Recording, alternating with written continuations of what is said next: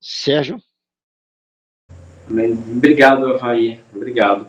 E se você me permitir, né, eu ainda gostaria de fazer mais uma oração também, tá? Especialmente por você, irmão e irmã, que, que tem um nome, né, ou alguns nomes na sua cabeça de pessoas que pelo seu coração, né, pelos seus sonhos, estariam com você na igreja, hoje não estão. Né? Então, pense nessa pessoa ou nestas pessoas nesse momento e vamos clamar a Deus por elas, tá certo? Senhor, o Senhor sabe que tudo aquilo que nós passamos em casa, tudo que nós vivenciamos com a nossa família, cada um dos nossos familiares, que, que não estão presentes conosco quando buscamos a Tua presença ainda, que estão talvez em outros lugares, buscando outras verdades. Talvez algumas pessoas da nossa família, Pai, que estão diante da Tua verdade, diante da Bíblia todos os dias, mas não dão ouvidos a ela. Nós te clamamos nesse momento, Pai, para que o Senhor atinja nossa casa, atinja nossos parentes, nossos familiares, aqueles mais próximos, desde os nossos filhos, filhas, irmãos, irmãs, esposa, marido, pai, avó, avô, seja quem for, Pai, da nossa família, que ainda não te conhece. Nos dê, Senhor bendito, a oportunidade de chamar estas pessoas para o seu reino, para que eles conheçam tudo o que acontece no seu reino, que eles consigam, Senhor, contemplar as suas ações no nosso meio, que eles possam desfrutar, Senhor, dos louvores, que eles possam, Pai, participar da grande alegria que é ajudar na organização da tua igreja, nos trabalhos que precisam ser feitos, nas organizações, nos encontros, na alegria que nós temos de cantarmos louvores a Ti. Que essas pessoas, Pai, que estão nos nossos corações, nas nossas mentes, aqui hoje presente, que essas pessoas te conheçam a Ti, o único Deus verdadeiro, e a Jesus Cristo que o Senhor enviou para nos salvar. Que eles vejam em nós, Pai Santo, não pessoas perfeitas, no sentido humano da perfeição, mas que eles consigam enxergar em nós a nossa luta, a nossa batalha constante, nosso esforço constante para perseverarmos, para aprendermos, para nos moldarmos à sua vontade. Que eles percebam, Senhor bendito, a nossa luta constante de abandonar a carne a cada dia para vivermos em espírito, em santidade, em honra ao seu nome. Que eles percebam isso, Senhor bendito, que neste mundo a única coisa que de fato vale a pena, Senhor, é aquilo que nós fazemos para te alcançar cada dia mais. Que essa seja a visão que eles têm de nós, a cada dia. De servos que são abençoados, que são iluminados pela Tua palavra, e que assim eles possam estar junto conosco. Em nome de Jesus. Amém. Irmãos, é uma alegria estar com vocês. Eu acho que está todo mundo de microfone fechado, né? Eu estava ouvindo um eco aqui, mas está todo mundo me ouvindo bem? Tá? Muito bem, vamos lá. Bom, primeiro sejam todos bem-vindos. Sejam todos bem-vindos. O irmão Edson. Pronto. Quer falar alguma coisa, irmão? Não, glória a Deus, consegui. Que coisa boa. Vamos em frente. É bom ter você aqui com a gente. Bom, na verdade, irmãos, eu tenho orado por vocês e por aquelas pessoas que têm participado, por aquela lista gigante, né, que eu peguei com os irmãos, né, das pessoas que eles querem que ore. Olha, irmãos, talvez você ainda não tenha percebido, mas Deus já está fazendo alguma coisa, tá? Quando Ele faz em você e você deixa que aconteça em você, outras pessoas serão atingidas também, não tenha dúvida disso, tá bom? O reino de Deus é muito maior do que a gente pode enxergar. Nós trabalhamos todos os dias para enxergarmos mais o reino de Deus, mas Deus está trabalhando muito. E isso não é só uma frase. né? Isso não é só uma repetição de um dito popular, mas Deus está realmente no controle de todas as coisas, tá certo? Lembrando que controle não significa que ele está obrigando a sua vontade a ser feita. Não, existe muita permissão de Deus. Quando digo que Deus está no controle, é que ele está participando de tudo, ele está vendo todas as coisas. Os olhos de Deus estão em todos os lugares. E o Senhor não dorme, né? Como o Salmo diz, né? Não dormita nem dorme o guarda de Israel. O Senhor tem prazer em ver o seu povo, né, clamando, e a gente não deve deixar de orar pela salvação das pessoas. Parece que nós nos condoemos muito de orarmos pelas necessidades dos irmãos, das irmãs, das pessoas que passam por doenças.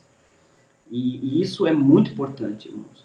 Quando nós oramos por alguém que está passando por doenças graves, por situações de saúde, e nós estamos clamando, nós oramos por 3 coisas. Nós oramos para que, se for a vontade dele, que ele cure. Se o Senhor não quer curar, nós oramos para que ele trate. Se o Senhor ainda assim não quiser tratar, nós oramos e agradecemos pela certeza de que ele cuida. E essa é a certeza que nós temos todos os dias. Mas quando nós oramos e clamamos a Deus pela salvação eterna de outras pessoas, você pode ter certeza absoluta que você está orando por uma vontade de Deus. Outras áreas na nossa vida, outras circunstâncias, não sabemos muito qual é a vontade de Deus, né, pessoalmente falando. Nós sabemos a vontade de Deus pela palavra, o que devemos fazer, como deve ser nossa vida, como devemos nos conduzir, né? E muitas vezes nós temos dificuldade de entender se nós compramos aquela casa, se nós mudamos, se devemos mudar de emprego, se nós devemos mudar a forma como estamos tratando nossos familiares. Tem muitas situações que a gente tem dúvida e são situações que talvez não sejam tão fáceis assim para a gente saber o melhor caminho a seguir. Aí entra sabedoria, nós já falamos sobre isso. Aí entra conselho, como é importante, e nós já falamos disso numa das lições, que é você procurar alguém espiritual da igreja que possa te aconselhar, te ajudar e até se envolver mais com a sua família, até para a gente tomar o cuidado de não colocar pessoas erradas ou mal preparadas para fazer um trabalho tão importante, né? Falamos bastante sobre isso. Mas, irmãos, cá entre nós, quando nós oramos a Deus e clamamos para que Ele resgate uma alma da nossa casa, da nossa família, ou de um amigo, o Senhor tem grande prazer em ouvir isso. Se olharmos nas páginas do Novo Testamento, nós vamos ter muitas situações de pessoas que oravam e as respostas de Deus vieram. Uma muito em particular foi daquele Estevão, né, de Atos, quando estava num momento tão crítico da vida dele, um momento até assustador, né? Ele já estava cheirando a morte, ele já estava vendo e contemplando ali as pessoas pegando em pedras para apedrejá-lo, né?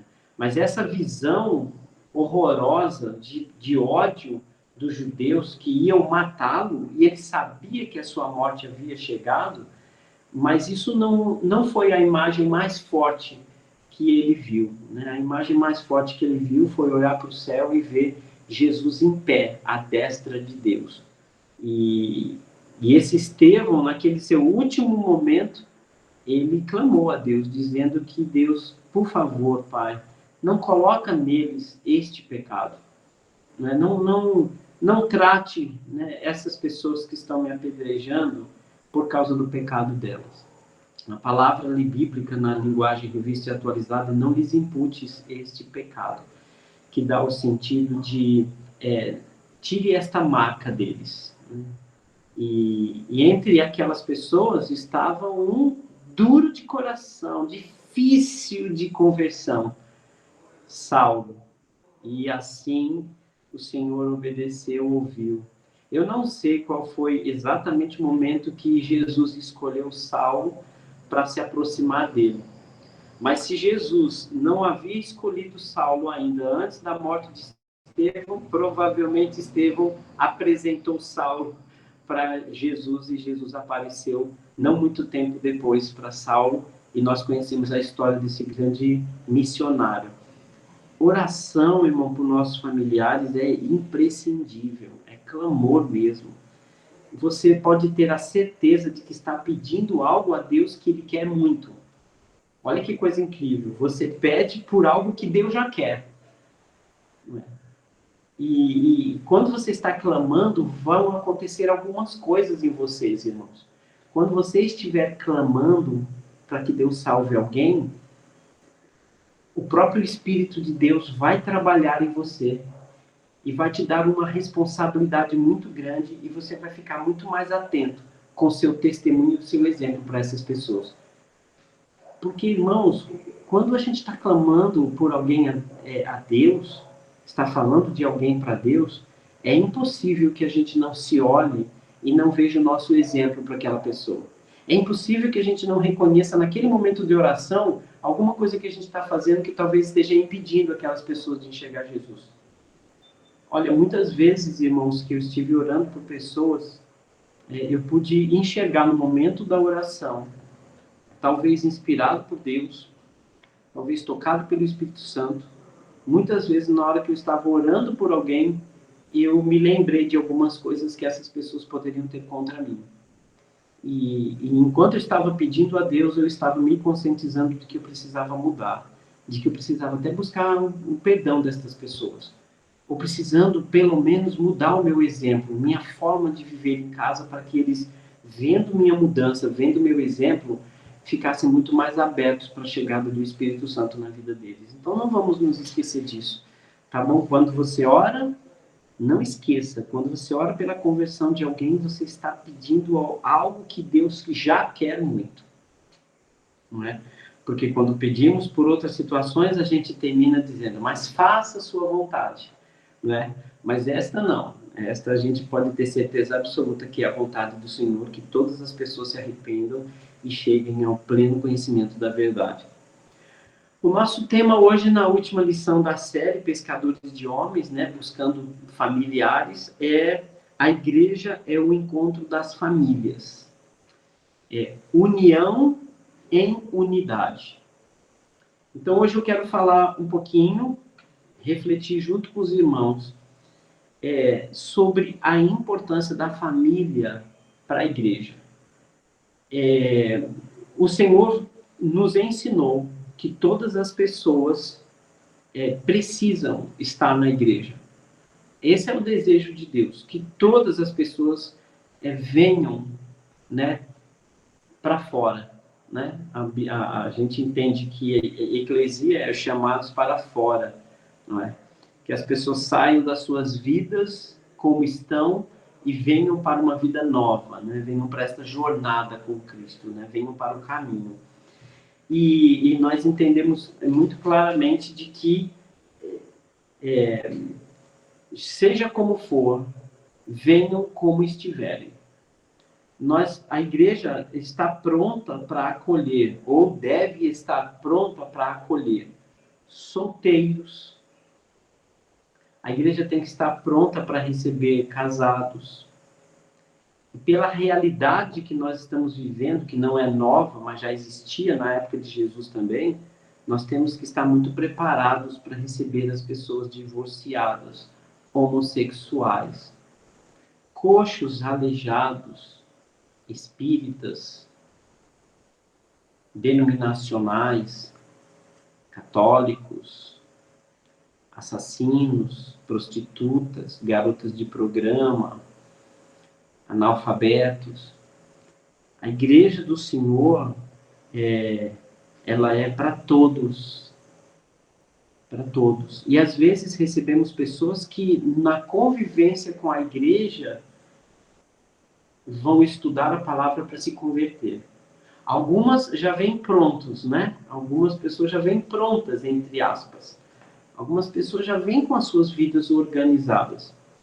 Algumas pessoas já vêm livres de vícios.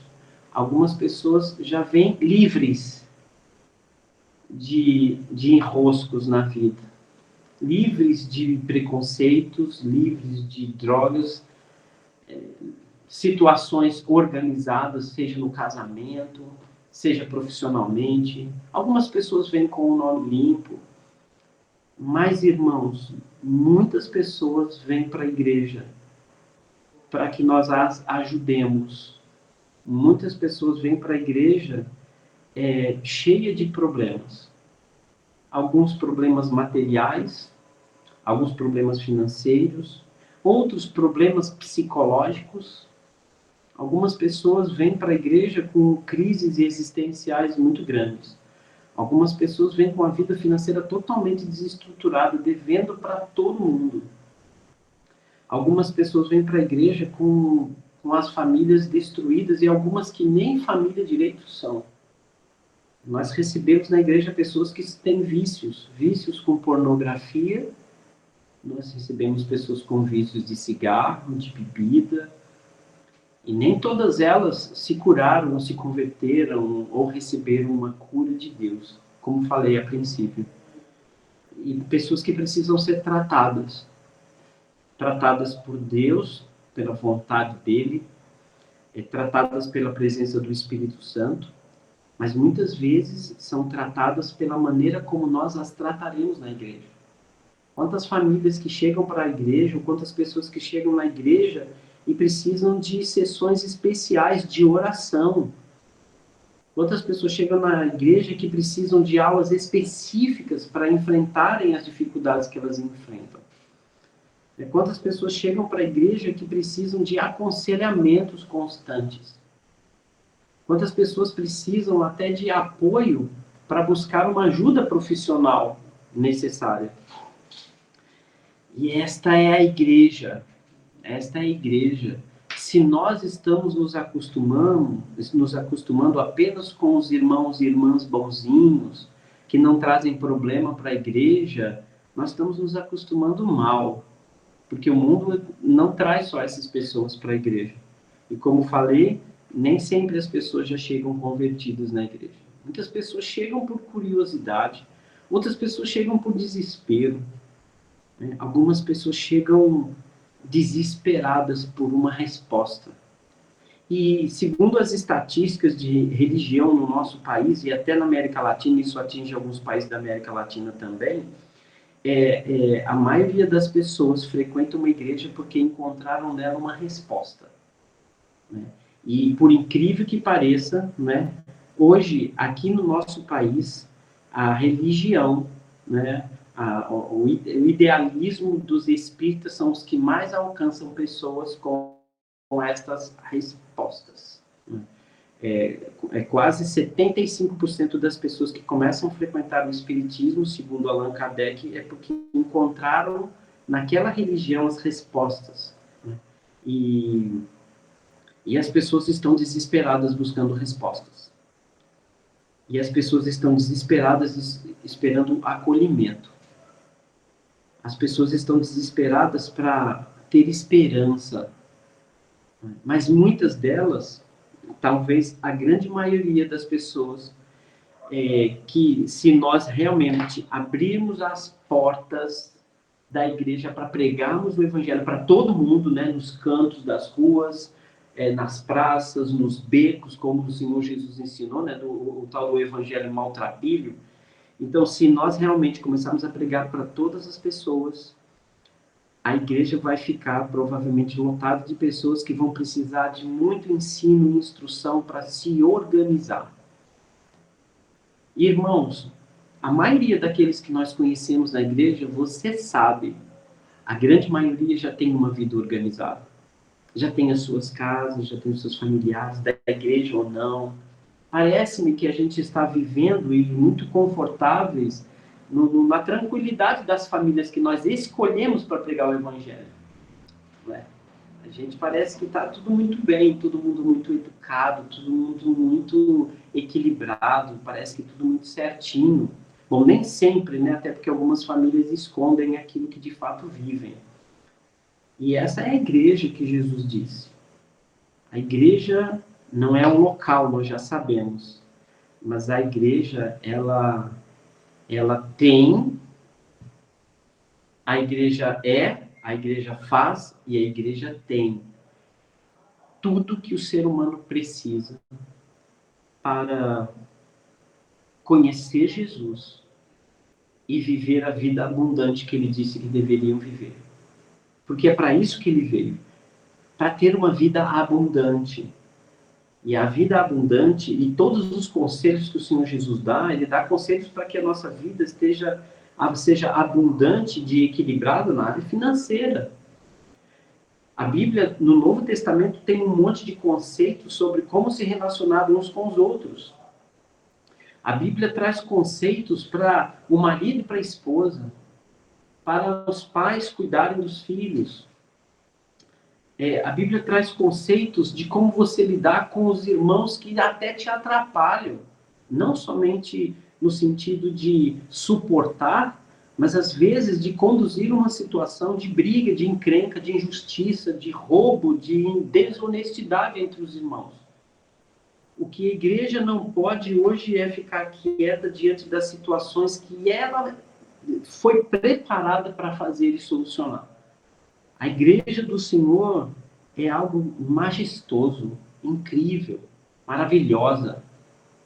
Eu particularmente gosto muito desse texto, né, quando o apóstolo Paulo fala lá a Timóteo, no capítulo 3, na carta que Paulo escreveu a Timóteo, na primeira carta que ele escreveu a Timóteo, ele diz algo tão importante.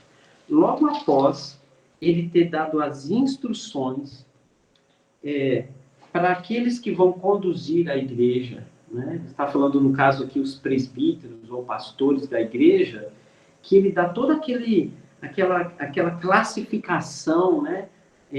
Aquele exemplo para que essas pessoas ajudem outras a viverem a vida como eles.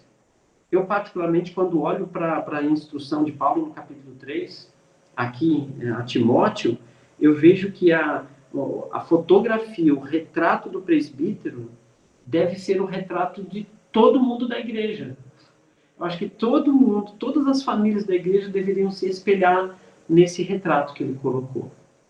Mas a intenção dele ter dado essas instruções dos líderes da igreja, né, ou principalmente os seus pastores, ele diz no versículo 14 algo muito importante. Escrevo estas coisas esperando e ver vocês em breve. 1 Timóteo 3,14. Olha que legal. Para que se eu demorar, vocês fiquem sabendo como se deve proceder na casa de Deus, que é a igreja do Deus vivo, coluna e baluarte da verdade. Essa é a descrição mais incrível sobre a igreja que nós temos no Novo Testamento. Olha só as palavras que ele usa aqui. Casa de Deus. É ali que Deus tem prazer de estar. É ali que ele está todos os dias. É ali que ele se encontra. É ali que ele encontra os seus. Igreja do Deus vivo. Não é um Deus morto que se cala, mas um Deus que está vivo e deve ser respeitado porque está presente. Ele está ali para que as coisas aconteçam. A igreja é um organismo vivo, tem que ser cuidada. Não é feita de pedra, é feita de gente, como uma planta. Talvez como uma videira que os ramos precisam ser tratados para que deem mais fruto. João 15. E ele diz mais aqui, coluna. Ela é quem sustenta, irmãos, a verdade. Se essa coluna cai, que verdade resta para o mundo, para as famílias do mundo, para as pessoas do mundo? E baluarte é aquele que representa a glória de Deus neste mundo. Olha só que retrato maravilhoso. Essa é a igreja. E a igreja precisa estar preparada para organizar famílias. Olha só que coisa maravilhosa. A igreja, ela precisa estar preparada para organizar famílias. E você é um tijolo nisso. A rocha em que seremos construídos e construímos é Jesus, né? A pedra viva. E nós, cada um de nós, como falamos numa das aulas também, né? Somos canais. E sabe, irmãos, quando a gente começa a ler os conselhos da Bíblia, quase metade dos conselhos e ensinamentos do Novo Testamento está ensinando como você se relacionar com as pessoas de casa. Sabia disso? Muitos ensinamentos a Bíblia traz no Novo Testamento de como você deve proceder na sua casa. Né? Muitos ensinamentos. E como você deve estar preparado para ajudar outras pessoas a ter esse tipo de família. A família no sangue é uma igreja em miniatura. Quando em Atos capítulo 11, versículo 14, quando ali Pedro está falando de Cornélio, né? Ali quando Pedro está falando de Cornélio, Atos 11, 14, ele diz uma frase maravilhosa, olha só. Atos 11, 14, ele diz assim, eu estou pulverizando, tá, irmão? Não estou pegando todo um contexto, um texto, mas eu estou falando em termos genéricos ou gerais aqui da igreja, né? Atos 11, 14. Olha só o que foi dito aqui, ó. 13 e 14. Aqui Pedro, né? E ele nos contou como vira o anjo em pé em sua casa e lhe dissera, envia à cidade de Jope e manda chamar Simão, por sobrenome Pedro. 14. O qual te dirá palavras, mediante as quais serás salvo, tu e a tua casa. Essa mesma frase vem aqui em Atos 16, versículo 31, né? Atos 16, 31, com a conversão do carcereiro. Atos 16, 31. Diz assim, responderam-lhe, crê no Senhor Jesus e serás salvo, tu e a tua casa. Jesus tinha uma particularidade especial quando convidava as pessoas para ir à sua casa. Porque quando a sua casa é abençoada, toda a igreja é muito abençoada.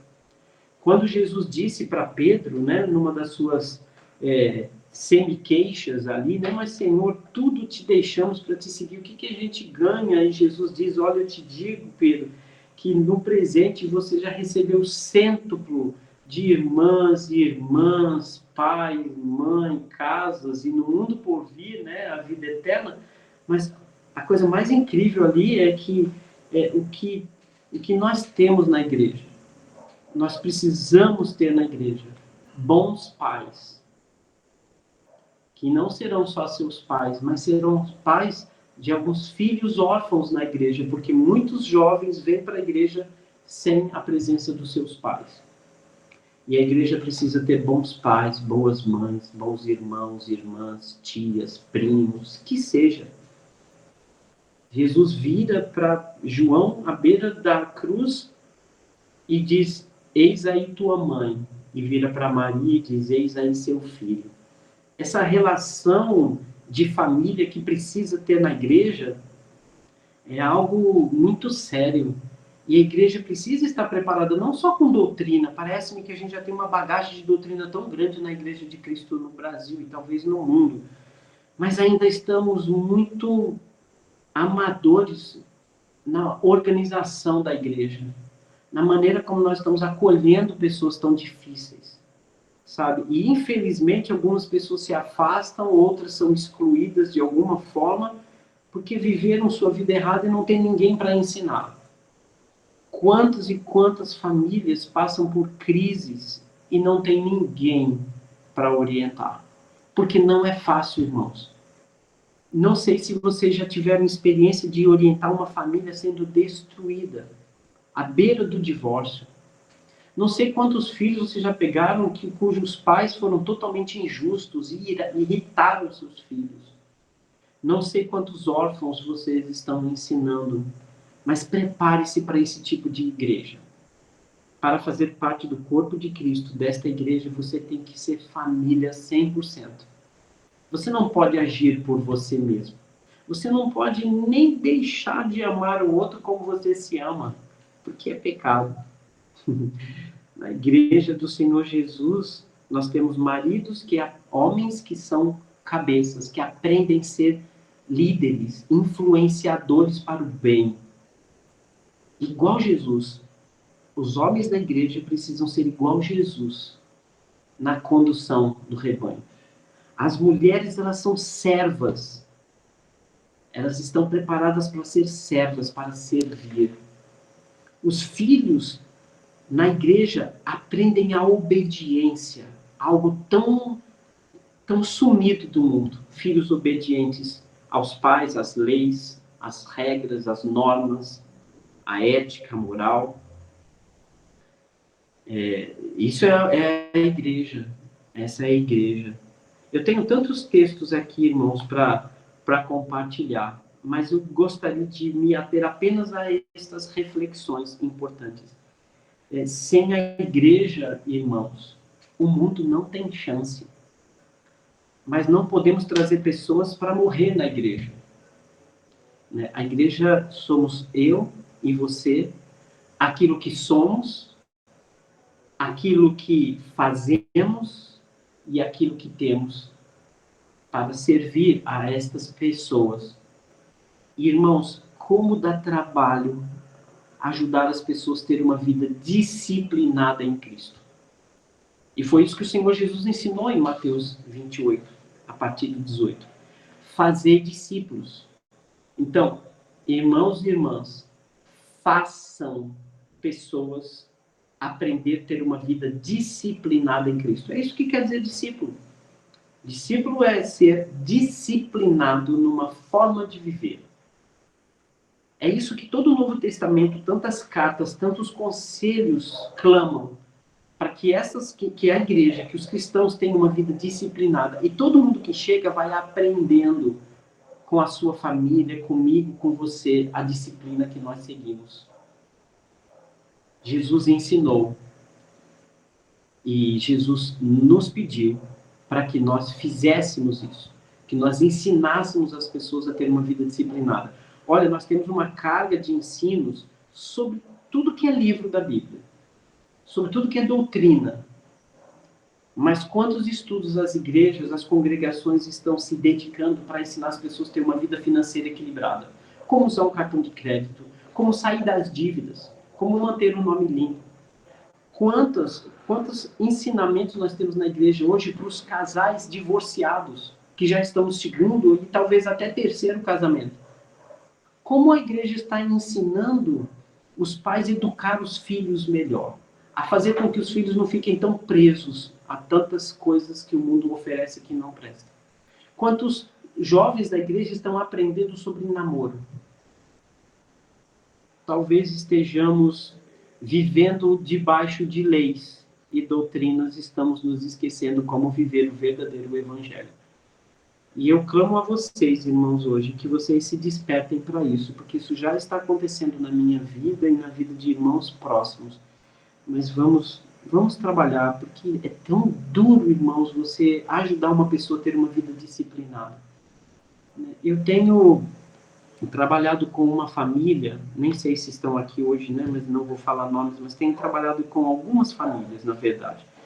Mas tem uma família que eu tenho lidado com duas moças, eu e minha esposa, duas moças e a mãe delas, e a gente está trabalhando muito ensinando a Bíblia, porque são sozinhas. Né? A mãe e as duas filhas são sozinhas e já enfrentaram tanta dificuldade na vida sem o cabeça, sem o pai, e enfrentando situação de câncer na família e de emprego.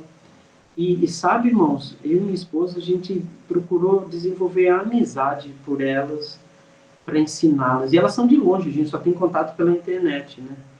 E a gente tem, assim, amado essa família.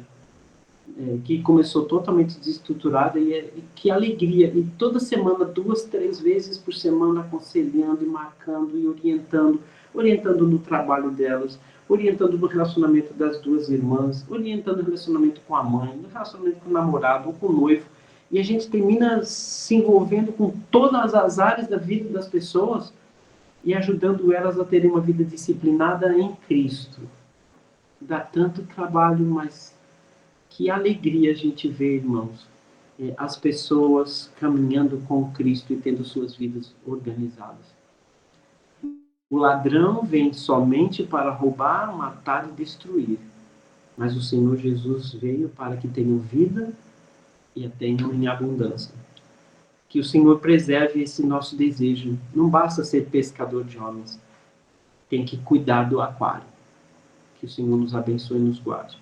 Passo a palavra para o irmão Avaí. Estou pronto aqui para perguntas também, irmão, se quiser.